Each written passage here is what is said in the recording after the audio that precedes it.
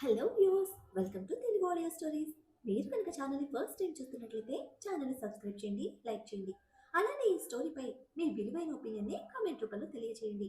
ఇక కథలోకి వెళ్దామా? వీడియో చూస్తున్నందరూ కింద కనిపిస్తున్న హైప్ ఆప్షన్ యొక్క వీడియోని ఎంకరేజ్ చేయండి. ఆదిత్య అయోమయంగా ఖుషి వైపు చూస్తూ, ఇప్పుడు రావణ్ ఏం చేశాడు మమ్మ? రివెంజ్ ఏంటి అని అడిగితే ఖుషి ఆదిత్య వైపు చూస్తూ, బలం ఎక్కువ ఉంది రావణ్కి, రోజు జిమ్ చేస్తూ ఉన్నాడు కదా, నన్ను సింగిల్ హ్యాండ్తో అని ఒక వేలు చూపిస్తూ, సింగిల్ హ్యాండ్తో నన్ను ఎత్తుకొని టేబుల్ మీద కూర్చోబెట్టాడు. అంతేకాదు, నువ్వు నన్ను కొంచెం కూడా ఎత్తలేవన్నట్టు ఒక కేర్లెస్ లుక్ ఇచ్చి నన్ను ఇన్సల్ట్ చేశాడు. అందుకే రివెంజ్ ప్లాన్ చేశాను అని చెప్తుంది. పిచ్చి పలు రకాలు, అందులో ఇది మొదటి రకం. ఉఫ్, ఎవ్వరికి అర్థం కాని విధంగా అర్థం చేసుకోవడంలో ఖుషి పాప ఫస్ట్ ఉంటుంది. పాపం కార్తీక్, ఇప్పుడు నువ్వు నాకు హెల్ప్ చేస్తున్నావు అంతే, కాదు అంటే నీకు నాకు కట్టి అని అంటుంది. ఆదిత్య ఖుషి వైపు చూస్తూ, ఏం ప్లాన్ చేసావమ్మా అని అడిగితే ఖుషి బ్రైట్ గా నవ్వుతూ ఆదిత్యకి కొంచెం దగ్గరగా జరిగి చుట్టూ చూసి ఎవ్వరూ లేరు అని కన్ఫర్మ్ చేసుకుని చిన్నగా తన ప్లాన్ ఏంటో చెప్తుంది. ఆదిత్యకి ఖుషి చెప్పిన ప్లాన్ వినగానే కళ్ళు తిరిగిన ఫీలింగ్ వస్తూ ఉంటే ఆదిత్యకి అర్థమవుతుంది, ఆ ప్లాన్ ఇంప్లిమెంట్ చేస్తే రావణ్ చేతిలో బలవక తప్పదు అని. గుట్టకలు మింగుతూ ఖుషి వైపు చూసి, మమ్మ, మన రావణ్ మీద మన రివెంజ్ తీర్చుకోవడం ఏంటి చెప్పు? రావణ్ చాలా మంచివాడు కదా మమ్మ, ఈ ఒక్కసారికి వదిలేద్దాం. ఇంకోసారి కూడా ఇలా మనల్ని ఇన్సల్ట్ చేస్తే అప్పుడు రివెంజ్ తీర్చుకుందాం. మన రావణ్ కదా, ఈ ఒక్కసారికి వదిలేద్దాం, ప్లీజ్ నా మాట వినుమమ్మా అని అంటాడు. ఖుషి బుగ్గ మీద వేలు పెట్టి ట్యాప్ చేసుకుని ఆలోచిస్తూ ఒక 5 నిమిషాల తర్వాత, నో, అది it's time to take revenge, అంతే, ఇది ఫిక్స్. ఇప్పుడు మనం రావణ్ మీద రివెంజ్ తీర్చుకుని తీరాలి, అంతే, నా మాటే శాసనం. నువ్వు ముందు నేను చెప్పినట్టు చెయ్యి, వెళ్ళు, ఇప్పుడే మన ప్లాన్ ఇంప్లిమెంట్ చేస్తున్నా అని అంటే ఆదిత్య ఎలా అయినా తప్పించుకోవాలని, మా అమ్మ, రావణ్ ఇప్పుడు ఫ్లాష్ బ్యాక్ చెప్తున్నాడు కదా, అది చెప్పడం కంప్లీట్ అయిన తర్వాత మనం మన ప్లాన్ ఇంప్లిమెంట్ చేద్దాం. ఒక్కసారి ఆలోచించు మమ్మ, ఇప్పుడైతే ఇక్కడ అందరూ ఉన్నారు, మన ప్లాన్ కొంచెం అటు ఇటు అయినా అందరూ మనల్ని తిడతారు. అందుకే రావణ్ సింగిల్ గా ఉన్నప్పుడు ఆ ప్లాన్ ఏదో ఇంప్లిమెంట్ చేద్దాం, అప్పుడే కదా రావణ్కి మన బలం ఏంటో తెలిసేది అని అంటాడు. ఖుషి పాప ఒక 2 నిమిషాలు బాగా ఆలోచించి, సరే, నువ్వు చెప్పింది కూడా కరెక్ట్ అనిపిస్తుంది, రావణ్ సింగిల్ గా ఉన్నప్పుడు మనం కార్నర్ చేద్దాం, ఇప్పటికి రావణ్ మీద రివెంజ్ పోస్ట్ పోన్ చేద్దాం.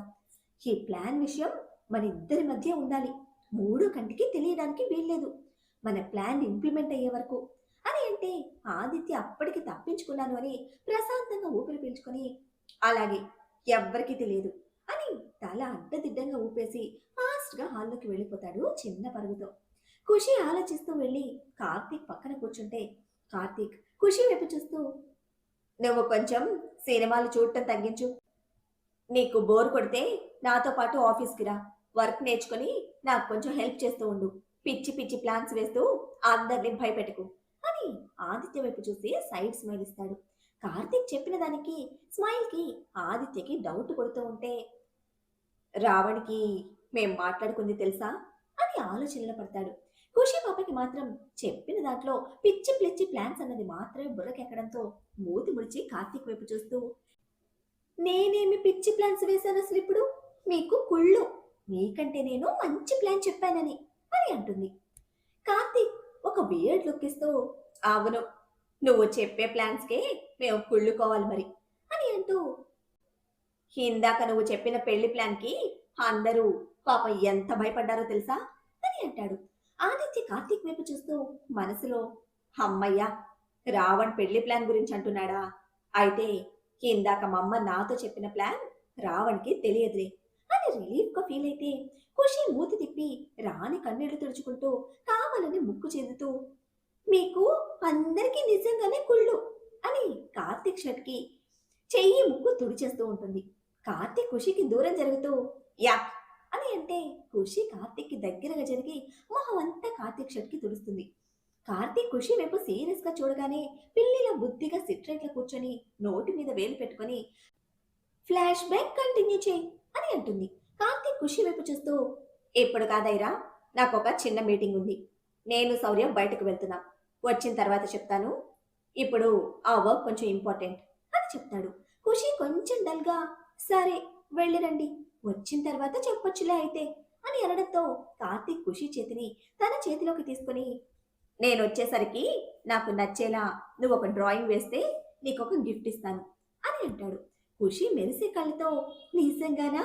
అయితే నాకు గిఫ్ట్‌తో పాటు ఐస్ క్రీమ్, ఇంకా ఒక టెడ్డీ కూడా కావాలి అని అడిగితే కార్తీక్ నవ్వుతూ సరే టెడ్డీ, ఐస్ క్రీమ్ అయితే వచ్చేటప్పుడు తీసుకొస్తాను. గిఫ్ట్ మాత్రం నాకు డ్రాయింగ్ నచ్చితేనే ఇస్తాను అని అంటాడు. ఖుషి బుగ్గ మీద వేలు పెట్టుకొని ట్యాప్ చేసుకుంటూ ఆలోచిస్తూ ఒక 2 మినిట్స్ తర్వాత కార్తీక్ వైపు చూసి నీకు ఏ డ్రాయింగ్ నచ్చుతుంది అని అడిగితే కార్తీక్ నవ్వుతూ అది నేను చెప్పను. నువ్వే ఆలోచించుకొని డ్రా చెయ్యి అని ఖుషి నుదుటి మీద ముద్దు పెట్టి సౌర్యం తీసుకుని బయటకు వెళ్ళిపోతాడు. కొంచెం సీరియస్ గా ఖుషి మెరిసే కళ్ళతో ఖుషి పాప కింద ఉన్న స్టడీ రూమ్ లోకి ఆదిత్యని లాక్కు వెళ్ళి ఆదిత్యని అక్కడ ఉన్న సోఫాలో కూర్చోబెట్టి పక్కనే కూర్చొని హాది ఏ డ్రాయింగ్ రావణ్కి నచ్చుతుంది చెప్పు అని ఆదిత్య బుర్ర తినడం మొదలు పెడితే ఒక 10 నిమిషాలైనా ఏం డ్రాయింగ్ వేయాలో అర్థం కాకపోవడంతో ఇద్దరు సోఫాలో చెరొక వైపు కూర్చొని చెరొక వైపు చూస్తూ బుగ్గ మీద వేలు పెట్టుకుని ట్యాప్ చేసుకుంటూ ఆలోచిస్తూ ఉంటారు. మరో 10 నిమిషాలకు ఖుషి బ్రైట్ గా నవ్వుతూ హాది నాకు ఒక ఐడియా వచ్చింది అని ఆదిత్య భుజం పచ్చడి చేస్తుంది సంతోషంతో. ఆదిత్య భుజం రుద్దుకుంటూ ఏడుపు మొహం పెట్టుకుని ఏంటి మమ్మ ఐడియా అని అడిగితే ఖుషి నవ్వుతూ హుషారుగా ఒక 10 డ్రాయింగ్స్ వేస్తాను, అందులో రావణ్కి ఏదో ఒకటి నచ్చుతుంది కదా, ఎలా ఉంది నా ఐడియా అని అడుగుతుంది కళ్ళెగరేస్తూ. ఆదిత్య కొంచెం విసుగ్గా మమ్మ ఏదైనా నచ్చేలా ఒక్క డ్రాయింగ్ వేయమని చెప్పాడు రావణ్. నువ్వు 10 డ్రా చేయడం కాదు, ఒక్కటే వేయాలి. అది రావణ్కి నచ్చాలి. కొంచెం సరిగ్గా ఆలోచించు మమ్మా. రావణ్కి నీతో ఎలా ఉంటే ఇష్టమో ఆలోచించు. బాగా ఆలోచించి ఒక డ్రాయింగ్ డ్రా చేయి అని చెప్తాడు. ఖుషి ఉసూరుమంటూ ఆదిత్య పక్కన కూర్చొని ఏం డ్రాయింగ్ వేయాలో అర్థం కావటం లేదా అది అని అంటూ ఆలోచిస్తూ ఉంటుంది.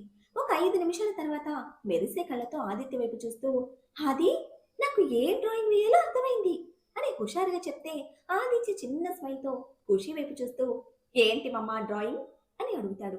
ఖుషి ఆదిత్య బుగ్గలు గట్టిగా లాగి చెప్పను, నేను నీకు డ్రాయింగ్ వేసిన తర్వాత చూడు, అది కూడా రావణ్ చూసిన తర్వాత. ఇప్పుడు నువ్వు బయటకు వెళ్ళు, నేను డ్రాయింగ్ వేయాలి అని ఆదిత్యని రూమ్లో నుంచి గెంటేసి డోర్ దగ్గరికి వేసి క్యాన్వాస్ దగ్గరికి వెళ్తుంది. పెన్సిల్ తీసుకుని ఇంకొకసారి ఆలోచించి ఇలా అయితేనే రావణ్కి నచ్చుతుంది అని డ్రాయింగ్ వేయటం స్టార్ట్ చేస్తే బయటకు వచ్చిన ఆదిత్య హాల్లో ఉన్న ఎవ్వరి వైపు చూడకుండా పైకి రూమ్లోకి వెళ్ళి ఫోన్ తీసుకుని రియాకి కాల్ చేస్తాడు. రూమ్లో కూర్చొని అప్రయత్నంగా చంపల మీద జారుతున్న కన్నీళ్లతో ఆలోచిస్తూ ఉన్న రియా ఫోన్ రింగ్ అవడంతో ఆలోచనలోంచి తేరుకుని కన్నీళ్లు తుడుచుకుంటూ ఫోన్ తీసుకుని చూస్తుంది. ప్రైవేట్ నెంబర్ చూసి కొంచెం భయంగానే కాల్ అటెండ్ చేసి హలో సార్ అని అంటే ఆదిత్య నవ్వుతూ ఏంటి బేబీ, ఏం ఆలోచిస్తున్నావు? నన్ను పట్టుకొని లేపేయాలని ప్లాన్ చేస్తున్నావా ఏంటి అని అడిగితే రియా భయంగా లేదు సార్, నేనేమి అలా ఆలోచించటం లేదు. చెప్పండి, ఇప్పుడు నేనేం చేయాలి? మీరేం చెప్పినా చేస్తాను నేను. కానీ ప్లీజ్ నా గురించి బయటకు చెప్పకండి. గతంలో జరిగిపోయినవన్నీ వదిలేయండి. నేనిప్పుడు ఏం చేయటం లేదు. ఎప్పటికీ ఎవరిని బాధ పెట్టను కూడా. మీరు ఎలా చెప్తే అలా వింటాను. ఇప్పటికే మా అమ్మని కోల్పోయాను. నేను చేసిన పాపాలకు నాకు ఆ దేవుడు మా అమ్మని దూరం చేశాడు అని అంటుంది ఊరుకుపోతున్న గొంతుతో. ఆదిత్య కొంచెం బాధగా ఏంటి నీ మాటలో ఏదో డిఫరెన్స్ తెలుస్తోంది, ఏం జరిగింది అని అడిగితే రియా అప్పటి వరకు దాచుకున్న బాధని ఎవరితో పంచుకోవాలో తెలియక బాధపడుతున్న తను ఆదిత్య అలా అడగగానే బర్స్ట్ అవుతూ జరిగింది చెప్తుంది. రెండోసారి పార్సిల్ వచ్చినప్పుడు తను తన రూమ్లోకి వెళ్ళడానికి పైకి వెళ్తే ప్రకాష్ ప్రకాష్ రాజేష్ అవినాష్ మాటలు వినిపించి అసలు ఏం మాట్లాడుకుంటున్నారు వీళ్ళు, 2 పార్సిల్స్ వచ్చాయి, అసలు ఏంటవి అని ఆలోచిస్తూ రూమ్ దగ్గరికి వెళ్ళగానే బాక్స్ ఓపెన్ చేసి చూసి ముగ్గురు షాక్స్ లో ఉండడం చూసిన రియా కళ్ళు చిన్నవి చేసి చూస్తూ ఏముంది అందులో అని ఆలోచిస్తూ ఉంటుంది. తర్వాత వాళ్ళ ముగ్గురు మాట్లాడుకున్న మాటలు వినగానే రియాకి కోపం బాధ కలగడంతో వెంటనే నిలదీయాలని ఒక అడుగు ముందుకు వేసి మళ్ళీ వెంటనే ఆగిపోతుంది. పిడికిలు బిగించి వస్తున్న కోపాన్ని బాధని కంట్రోల్ చేసుకుంటూ నాకు మా అమ్మని దూరం చేసిన ఈ ముగ్గురికి నరకం చూపించాలి అని ఫిక్స్ అయ్యి ఫాస్ట్గా అక్కడి నుంచి కిందకి వెళ్ళిపోయి 10 నిమిషాలు బాగా ఆలోచించి ఒక నిర్ణయానికి వచ్చి ముగ్గురిని లంచ్ చేయడం కోసం పిలుస్తుంది. జరిగింది మొత్తం ఆదిత్యతో చెప్తూ వెక్కిళ్ళు పెట్టి ఏడుస్తూ ఉంటే ఆదిత్య కొంచెం గంభీరంగా, మరిప్పుడు ఏం చేద్దాం అనుకుంటున్నావు అని అడిగితే రియా వెక్కిళ్ళు పెడుతూ మాట్లాడలేక సైలెంట్ గా ఉండడంతో, ముందు కొన్ని వాటర్ తాగు రియా అని అంటాడు కొంచెం సీరియస్ గా. రియా పక్కన టేబుల్ మీద ఉన్న బాటిల్ తీసుకుని కొన్ని వాటర్ తాగితే, నాకు తెలిసిన ఒక డ్రగ్ ఉంది.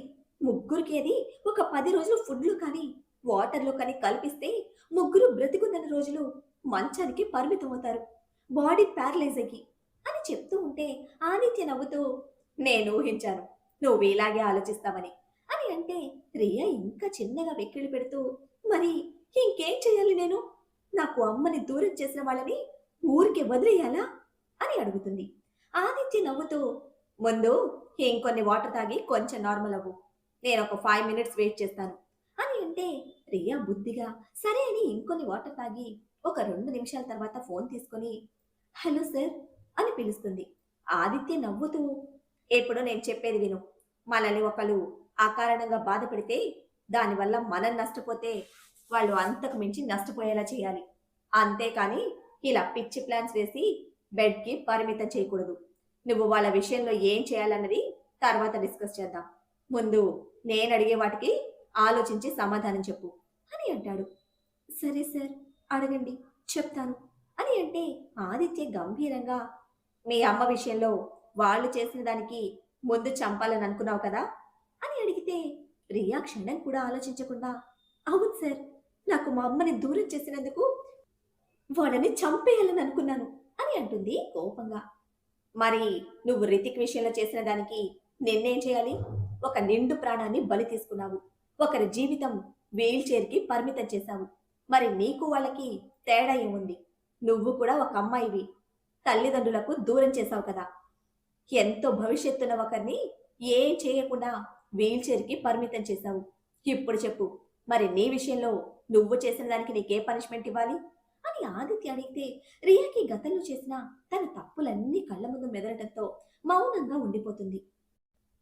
ఇప్పుడు వాళ్ళమ్మ దూరం అయింది అని తను ఎంత బాధపడుతుందో తను చేసిన పనులకి బాధితులు కూడా అంతే బాధపడుతూ ఉంటారు కదా అని తన మదడు చెప్పడంతో మనసు బాధగా మెలితిరుగుతుంది. చంపల మీద జారుతున్న కన్నీళ్లతో, నిజమే సార్, నేను చాలా మిస్టేక్స్ చేశాను, అందుకు ఏ పనిష్మెంట్ ఇచ్చినా చేస్తాను.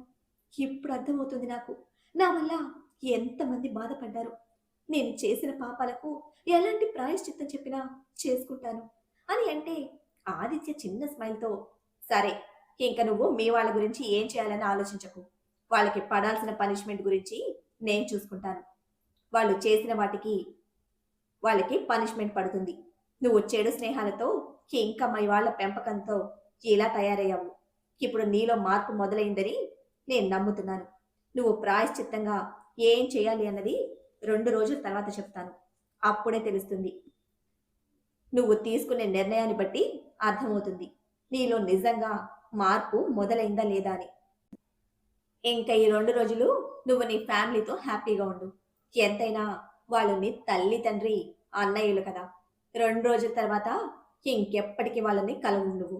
అందుకే ఈ 2 రోజులు ప్రశాంతంగా ఎలాంటి ఆలోచనలు చేయకుండా ఉండు అని చెప్తాడు. ఒక 2 నిమిషాల మౌనం తర్వాత, సరే సార్, మీ కాల్ కోసం ఎదురు చూస్తాను. నాకిప్పుడు ఎవరితో టైం స్పెండ్ చేయాలని లేదు. నేను ఈ 2 రోజులు ఒంటరిగా ఉండాలని అనుకుంటున్నాను అని కాల్ కట్ చేసి అలాగే పడుకొని ఆలోచిస్తూ ఉంటే ఆదిత్య ఒక 10 నిమిషాలు ఆలోచించి, ఒకసారి రావణ్తో శౌర్యతో మాట్లాడాలి అని అనుకుని కిందకు వెళ్తాడు. బయటకు వెళ్ళిన కార్తీక్ శౌర్య దగ్గరలో ఉన్న గెస్ట్ హౌస్ కి వెళ్తారు. కార్తీక్ సీరియస్ గా శౌర్య వైపు చూస్తూ, వాడెక్కడున్నాడు అని అడిగితే శౌర్య తెలిసినా తెలియనట్లు, ఎవరు బావా, ఎవరి గురించి అడుగుతున్నావు అని అడుగుతాడు. కార్తీక్ శౌర్య చేతిని వెనక్కి మడిచి పట్టుకొని చేతి మీద ప్రెషర్ ఇస్తూ, రే, నాకు కోపం తెప్పించుకు, మర్యాదగా వాడిని ఇక్కడికి రమ్మని చెప్పు, లేదంటే వాడు ఎక్కడున్నాడో తెలుసుకోవడం నాకు పెద్ద కష్టమేం కాదు. మర్యాదగా వాడే వస్తే మీకే మంచిది, నేను రప్పిస్తే మాత్రం ఇద్దరికి ఉంటుంది అని డెడ్లీ వార్నింగ్ ఇవ్వడంతో శౌర్య కార్తీక్ ని సోఫాలోకి నెట్టి వడిలో తల పెట్టుకుని పడుకొని, నీకు మరీ ఎంత కోపం పనికిరాదు. వాడు ఏం చేశాడిప్పుడు? నేను చెప్తేనే చేశాడు. ఏం పర్లేదు. ఆమెకి ఏమాత్రం బాధివ్వడంలో తప్పులేదు. నేను జరిగింది ఆదికి చెప్పాను. నాకు తెలిసి ఆది రియాతో ఈ విషయం గురించి మాట్లాడుతూ ఉంటాడు. తను ఇష్టంగా తప్పు తెలుసుకొని రితిక్కి సేవ చేయాలి. నీలాగా నేనేమి తలలు తీసి వాళ్ళకి పంపించలేదు. నువ్వు చేసిన వాటికి అరెస్ట్ చేసి లోపల వేయాలి నిన్ను. ఏదో నా చెల్లిని కట్టుకున్నవాడివని, నా చెల్లంటే బోల్డంత ఇష్టం ఉన్నవాడివని వదిలేస్తున్నా నిన్ను అని అంటాడు కార్తీక్ చేతి వేళ్ళు లాగుతూ. కార్తీక్ శౌర్య వైపు గుర్రుగా చూస్తూ, నీకు బాగా ఎక్కువైందిరా, అందుకే నీకు నా చెల్లిని అస్సలివ్వను అని అంటే, అప్పుడే శౌర్యకి మురలో ఒక విషయం స్ట్రైక్ అవగానే లేచి కూర్చొని కార్తీక్ వైపు చూస్తాడు. ఇంతకీ శౌర్యకి స్ట్రైక్ అయినా ఆ విషయం ఏమిటి? రక్షిత తనకి ప్రపోజ్ చేసిన విషయమా? ఆదిత్య రియాకి ఏం చెప్పబోతున్నాడు? దానికి రియా సమాధానం ఏమై ఉంటుంది? ఖుషి పాప వేసిన ప్లాన్ ఏమిటి? ఆదిత్య అందులో బలైపోతాడా? ఏం జరుగుతుందో తెలియాలంటే నెక్స్ట్ ఎపిసోడ్ని ఫాలో చేయండి. అలానే ఈ ఎపిసోడ్ని లైక్ చేయడం మాత్రం మర్చిపోకండి. Bye friends.